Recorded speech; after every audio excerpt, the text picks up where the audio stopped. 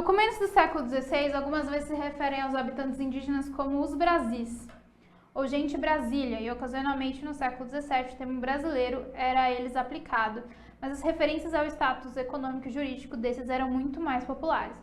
Assim, os termos negro da terra e índios eram utilizados com mais frequência do que outros. Texto 2. Índio é um conceito construído no processo de conquista da América pelos europeus. Desinteressados pela diversidade cultural, imbuídos de forte preconceito para com o outro, o indivíduo de outras culturas, espanhóis, portugueses, franceses e anglo-saxões, terminaram por denominar da mesma forma povos tão díspares quanto os tupinambás e os astecas. Bom, o que acontece? No texto 1, quando eles falam assim, tá falando que a referência aos habitantes indígenas como os Brasis ou gente Brasília, significa uma generalização, né? Então você fala, você não está pensando nos tupis, você não está pensando nos tupinambás, você não está pensando nos tamoios, você não está pensando nos guaranis, você está pensando na gente Brasília, nos Brasis.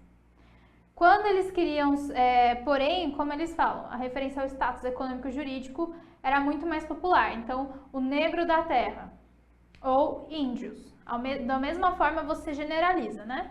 O texto 2 está falando isso também, que o termo índio ele foi construído na conquista da América.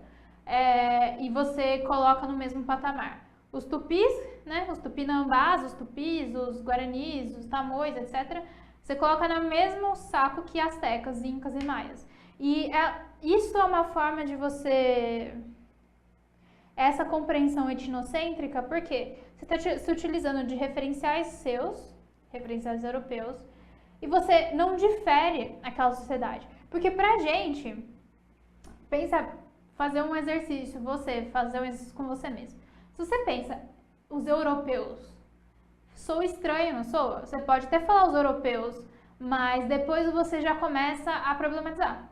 O português, o francês, o italiano, o inglês, o alemão, o holandês. Então, porque você sabe que tem as especificidades. Você sabe que o inglês é diferente de um italiano, que é diferente de um grego, que é diferente de um francês.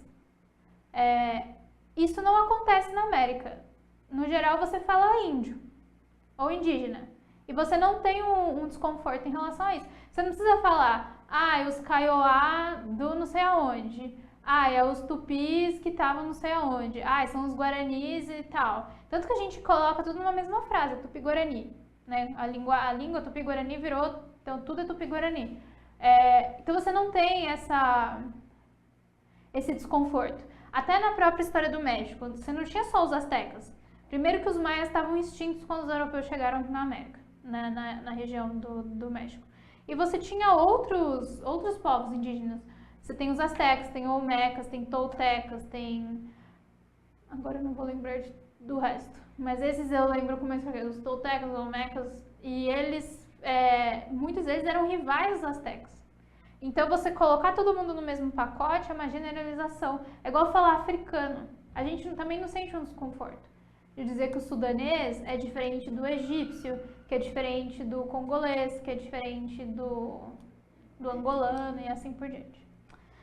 Ao comparar os textos, as formas de designação dos grupos nativos pelos europeus durante o período analisado são reveladoras da concepção idealizada do território, entendido como geograficamente indiferenciado.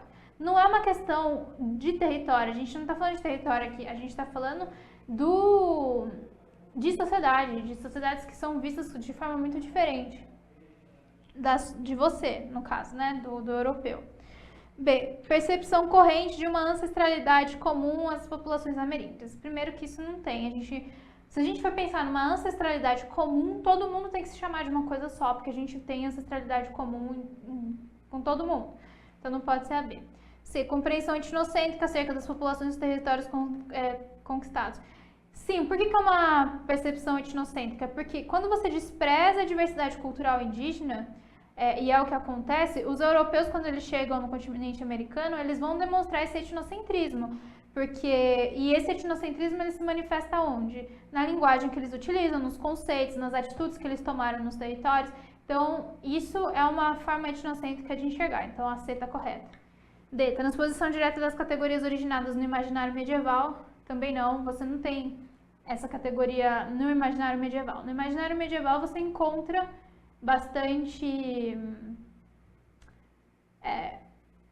a idealização do que seria, o que seria esses locais diferentes, né? Você imagina os monstros, isso era muito, esse mundo das maravilhas que encontra-se no período medieval, isso é muito interessante. Mas isso não categoriza os indígenas ou os negros e etc. O que categoriza foi o europeu moderno mesmo que veio para cá. E visão utópica configurada a partir da fantasias de riqueza. Não é uma visão utópica, não é uma visão idealizada. É a partir dos referenciais que esses europeus já possuíam. Então a alternativa correta é a C. Professora,